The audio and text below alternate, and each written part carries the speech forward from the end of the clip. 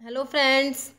हम आज की इस वीडियो में वन लाइनर का पार्ट 6 डिस्कस करेंगे। मैंने इसके 5 पार्ट अपलोड कर दिए हैं पहले, तो अगर आप लोगों ने वो नहीं देखे तो वो आप लोग देख सकते हैं। तो ये जो वन लाइनर जो क्वेश्चंस हैं, ये जो अपकमिंग फार्मासिस्ट एग्ज़ाम्स हैं, जो भी है, राजस्थान फार्मासिस्ट एग्ज़ाम है या फिर किसी भी स्टेट का फार्मासिस्ट एग्ज़ाम है, तो ये काफ़ी इंपॉर्टेंट रहने वाले हैं।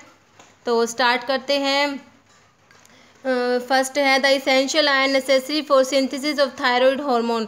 तो इसके लिए थायराइड हार्मोन की सिंथेसिस के लिए जो कौन सा आयन इसेंशियल होता है, तो इसमें ये क्या होता है, आयोडीन होता है। ठीक है, ये क्वेश्चन काफ़ी बार आता है।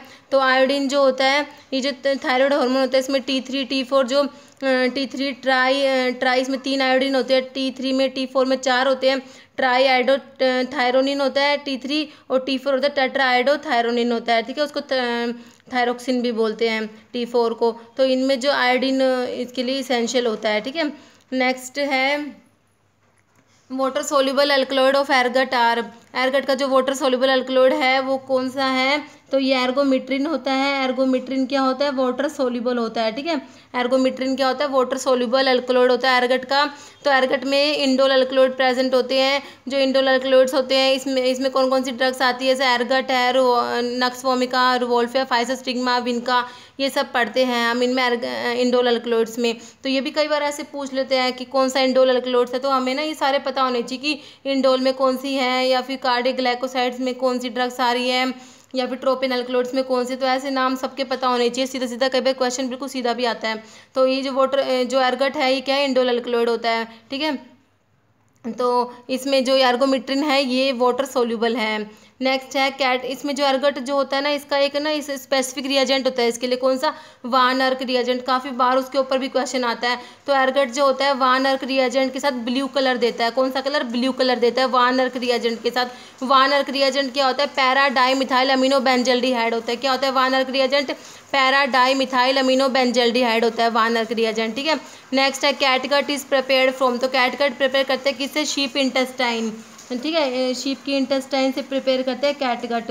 तो कैटगट का ना एक क्वेश्चन ये भी आता है कि कैटगट जो होता है इसको स्टरलाइज किससे करते हैं, तो आयनाइजिंग रेडिएशन यूज़ करते हैं इसके लिए। जो सर्जिकल ड्रेसिंग्स है उनके लिए तो हम ऑटोक्लेव यूज़ करते हैं, और कैटगट के लिए आयनाइजिंग रेडिएशन यूज़ करते हैं। ये भी याद रखना है, क्वेश्चन आता है ये भी।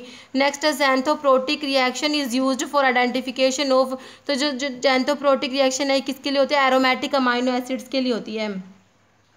जो एरोमेटिक अमीनो एसिड्स होते हैं ना, कौन कौन से होते हैं एरोमेटिक अमाइनो एसिड्स, ये होते हैं फिनाइल एलेनिन, टायरोसिन और ट्रिप्टोफन। ये होते हैं एरोमेटिक अमीनो एसिड। ये भी पता होनी चाहिए कौन कौन से एरोमेटिक अमीनो एसिड। कई बार ये पूछ लेते हैं विच वन, मतलब ऐसे ऑप्शन देके कि इसमें से कौन सा एरोमेटिक अमीनो एसिड नहीं है, तो हमें पता होनी चाहिए कौन कौन से है। फिनाइल एलेनिन, टायरोसिन और ट्रिप्टोफन, ये एरोमेटिक अमीनो एसिड्स होती है। इनके लिए ज़ैंथोप्रोटिक रिएक्शन होती है। ठीक है, तो ज़ैंथोप्रोटिक रिएक्शन किसके आइडेंटिफिकेशन के लिए होती है, एरोमेटिक अमीनो एसिड के लिए।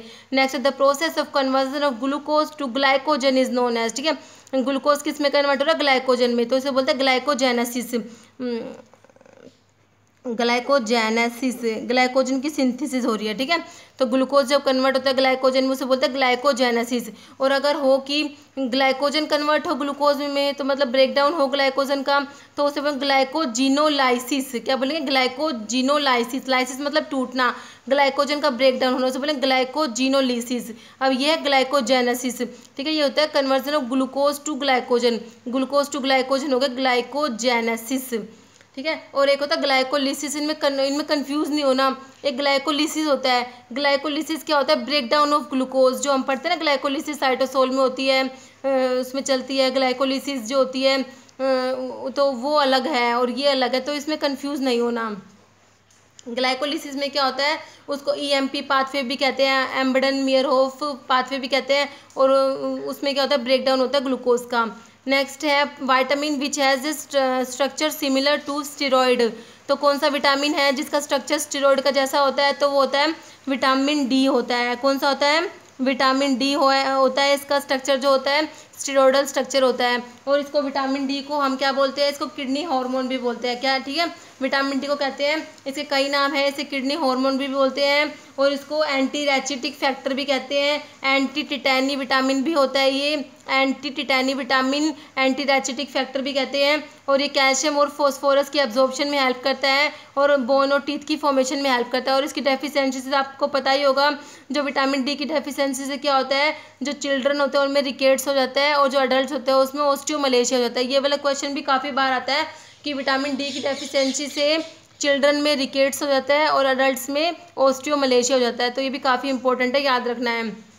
नेक्स्ट है in anaphylactic shock the drug of choice is. तो एनाफाइलैक्टिक शॉक में ड्रग ऑफ चॉइस क्या है, adrenaline. Adrenaline is drug of choice is anaphylactic shock, ठीक है। एड्रेनालिन को एपिनेफ्रिन भी कहते हैं, क्या बोलते हैं, एपिनेफ्रिन भी बोलते हैं। ये भी क्वेश्चन काफ़ी बार आता है एग्जाम में। Next, intrinsic factor is needed for the absorption of. तो जो इंट्रिंसिक फैक्टर होता है विटामिन B12 के एब्जॉर्प्शन में हेल्प करता है। विटामिन B12 जो होता है साइनोकोबालामिन, इसके एब्जॉर्प्शन में इंट्रिंसिक फैक्टर हेल्प करता है। जो इंट्रिंसिक फैक्टर होता है ये पैराइटल सेल से सीक्रेट होता है। पैराइटल सेल्स जो होती है ना, जो HCl सीक्रेट करती है, वहीं से ये इंट्रिंसिक फैक्टर भी सीक्रेट होता है, पैराइटल सेल से। और ये विटामिन B12 के एब्जॉर्प्शन में हेल्प करता है। विटामिन B12 को साइनोकोबालामिन भी बोलते हैं।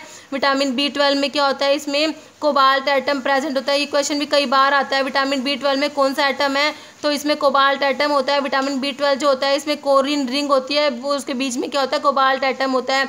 और B12 की डेफिशिएंसी से कौन सी मतलब एनीमिया होता है, इससे होता है मेगालोब्लास्टिक एनीमिया होता है। फोलिक एसिड और विटामिन B12 की डेफिशिएंसी से होता है मेगालोब्लास्टिक एनीमिया। और जो इंट्रिंसिक फैक्टर है इसकी डेफिशिएंसी से परनीशियस एनीमिया होता है। तो ये बात भी याद रखनी है। नेक्स्ट है मिथाइल पैराबेन इज ए। तो ये मिथाइल पैराबेन और प्रोपाइल पैराबेन ये क्या होते हैं, ये प्रिजर्वेटिव है। क्या है ये, प्रिजर्वेटिव है, होते हैं प्रिजर्वेटिव है। मिथाइल पैराबेन क्या होता है, प्रिजर्वेटिव होता है। और इसका ना कई बार pH पूछते हैं कि कितने pH पे ये बेस्ट एक्शन शो करता है। 4 to 8 pH होता है, ठीक है। 4 से 8 जो pH होता है उस पर ये बेस्ट मतलब एक्शन शो करते हैं। नेक्स्ट है थियोब्रोमिन इज डेरिवेटिव ऑफ। तो थियोब्रोमिन किसका डेरिवेटिव होता है, ये जैंथीन। जैंथीन डेरिवेटिव होता है थियोब्रोमिन। तो ये जैंथीन में ना कंफ्यूजन होती है, एक जैंथीन ये जैंथीन है कि जैंथीन ये भी जैंथीन है। इनमें सिर्फ स्पेलिंग में इसमें I है और इसमें E है, ठीक है। ये होता है ZANTHINE या ZANTHENE। तो हमारा जो ये है हम किसकी बात कर रहे हैं, इस वाले जैंथीन की बात कर रहे हैं, ठीक है। थियोब्रोमिन इज डेरिवेटिव ऑफ, ये इस जैंथीन की बात कर रहे हैं। तो थियोब्रोमिन होता है ना, एक थियोफाइलिन होता है। तो थियोब्रोमिन में क्या होता है, 3,7 डाईमिथाइल जैंथीन। ये जो होता है ना यहाँ पर, इसमें ये 1 है, ये 1 पोजीशन है, 1 2 3 4 5 6 7 8 9 ऐसे होती है इसमें नंबरिंग। तो यहाँ पर है ये 3 और 7 पे अगर मिथाइल ग्रुप लगा दे तो क्या बन जाएगा, theobromine. 3,7 dimethyl xanthine, 3,7 dimethyl xanthine होता है थियोब्रोमिन। और 1,3 डाईमिथाइल जैंथीन क्या होता है, थियोफाइलिन, ठीक है। 1,3 डाईमिथाइल जैंथीन इज थियोफाइलिन और 3,7 डाईमिथाइल जैंथीन इज थियोब्रोमिन। और एक होता है कैफीन, कैफीन में होता है 1,3,7 ट्राईमिथाइल जैंथीन, ठीक है। कैफीन में क्या होता है, 1,3,7 ट्राईमिथाइल जैंथीन। तो ये भी थोड़ा सा ध्यान में रखना है। और ये वाला जैंथीन जो है इसमें ये इसकी ये स्ट्रक्चर होती है, ये ऑक्सीजन एटम प्रेजेंट होता है यहाँ पर। और तो ये किसमें होता है, ये वाला जो है ये प्रोपेंथिलीन जो है ना, प्रोपेंथिलीन के अंदर ये वाली रिंग होती है, ये वाली जैंथीन रिंग होती है। तो इस वीडियो में इतना ही।